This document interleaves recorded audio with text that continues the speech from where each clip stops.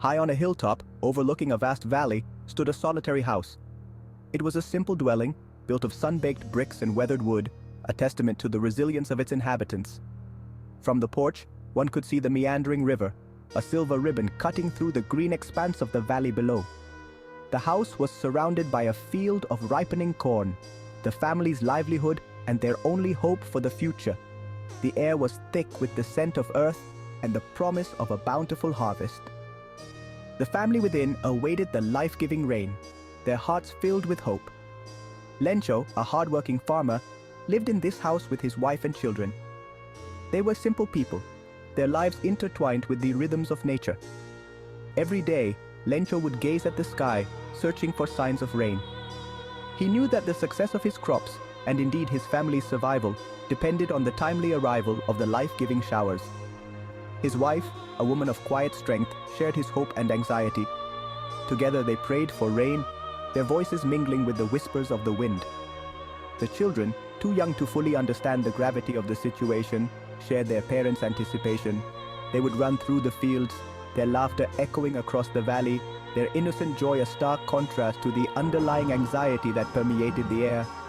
They looked forward to the rain, not for the sake of the crops, but for the sheer pleasure of splashing in the puddles and feeling the cool drops on their skin. Their carefree spirit was a balm to Lencho's worried heart. The days grew warmer and the sky remained stubbornly clear. The cornstalks, once vibrant green, began to droop under the relentless sun. Lencho's heart grew heavy with each passing day. He knew that without rain, his crops would wither and die, leaving his family facing starvation. He would spend hours in the field, his calloused hands gently touching the dry earth as if willing it to yield its bounty. He looked towards the heavens, his faith unwavering, believing that God would not abandon them. He knew that the rain would come. It was just a matter of time and faith. The sun beat down mercilessly, baking the earth and turning the river into a mere trickle. The cornstalks stood withered and brown, their leaves rustling like dry paper in the hot wind. Lencho's family watched with growing despair as their hopes for a bountiful harvest dwindled with each passing day.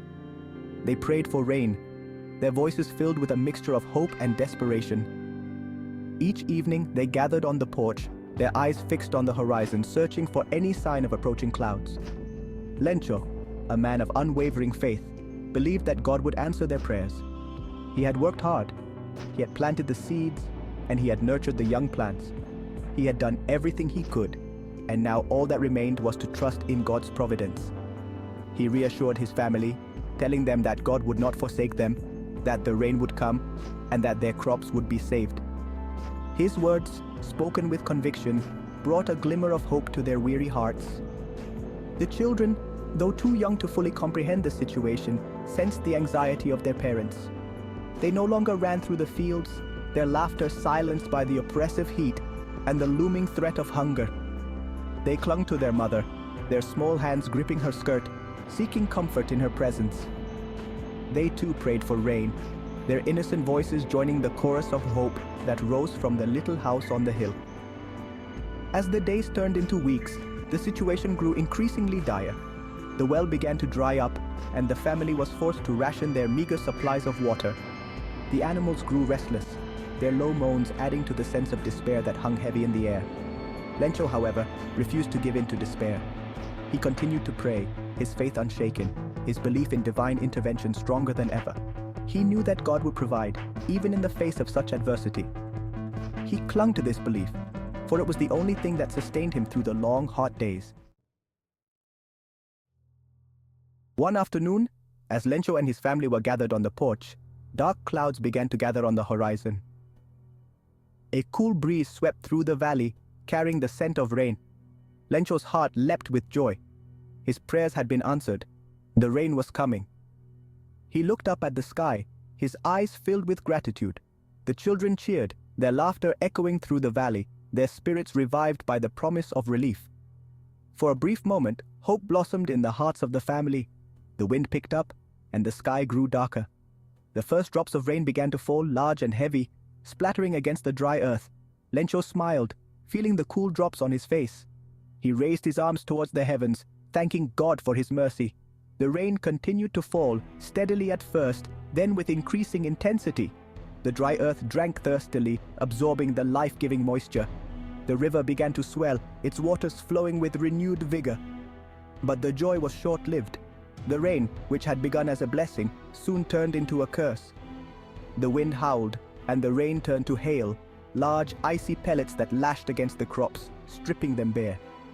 The corn stalks, already weakened by the drought, were no match for the fury of the storm.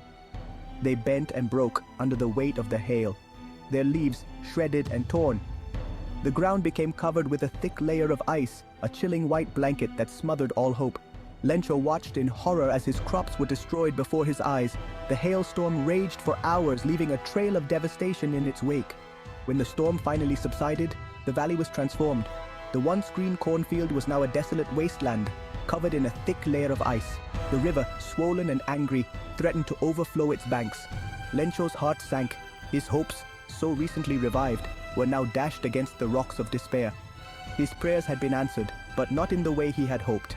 The rain had come, but it had brought destruction, not salvation. The devastation caused by the hailstorm was complete. Lencho's cornfield, his only source of livelihood, was utterly destroyed. The stalks were broken, the leaves shredded, and the ground covered in a thick layer of ice. The prospect of starvation loomed large over Lencho and his family. Despair threatened to engulf him, but his faith, though shaken, remained unbroken. He believed that God would not abandon him in his hour of need. He knew, deep in his heart, that help would come somehow, some way. In his desperation, Lencho turned to the only source of comfort he knew, his faith in God. He decided to write a letter to God, asking for help. He sat down at his rough-hewn table, his calloused hands trembling as he picked up his pen. He poured out his heart in the letter, describing the devastation caused by the hailstorm and pleading for assistance. He asked God to send him 100 pesos, enough to replant his crops and feed his family until the next harvest. He finished the letter, sealed it in an envelope, and addressed it simply to God. He walked to the nearest town and dropped the letter into the mailbox. He did not doubt for a moment that God would receive his letter and answer his prayer. His faith was absolute, unwavering, a beacon of hope in the darkness of his despair. He returned home, his heart lighter, a sense of peace settling over him. The following Sunday, Lencho went back to town to check for a reply. He eagerly approached the post office, his heart pounding with anticipation. He knew that God would not fail him. His faith was his shield, protecting him from the doubts that gnawed at the edges of his mind. He believed with all his being that God would answer his plea. He trusted implicitly in the divine power that governed the universe and the lives of all men. He waited patiently in line, his eyes fixed on the mailboxes, his hope burning bright. At the post office, the postmaster, a kind and compassionate man, discovered Lencho's letter addressed to God.